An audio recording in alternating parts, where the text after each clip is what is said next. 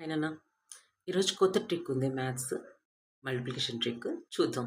ఏంటి లైన్స్ వేసేసారు మేడం అని అనుకోవద్దు. ఇక్కడ యాక్చువల్లీ ఇది జపనీస్ ట్రిక్. ఫస్ట్ ఈ క్వశ్చన్ తీసుకుంటున్నాను నేను.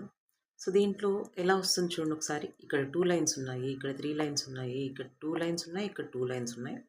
ఇప్పుడు వీటి ఇంటర్సెక్షన్స్ ఇక్కడ ఈ ఏరియాలో ఉన్న ఇంటర్సెక్షన్ పాయింట్స్ రాస్తున్నాను. 1 2 3 4. సో 4 ఇక్కడ వేస్తున్నాను. నెక్స్ట్ దీంట్లో చూద్దాం, దీంట్లో అండ్ దీంట్లో ఇక్కడ 4, ఇక్కడ 6, ఓవరాల్ 10 ఉన్నాయి.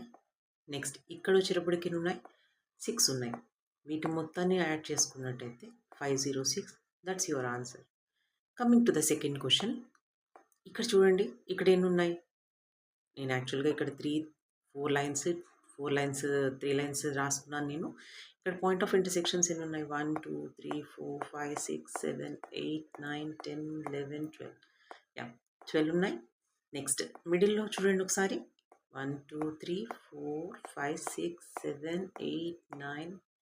ఇక్కడ 9 ప్లస్ కింద 4 5 6 7 8. ఓకే, సో ఓవరాల్ కింద 17 ఉన్నాయి. నెక్స్ట్ లాస్ట్ వన్ వచ్చేటప్పటికి 6 ఉన్నాయి కదా. వీటిని యాడ్ చేసి చూద్దామా.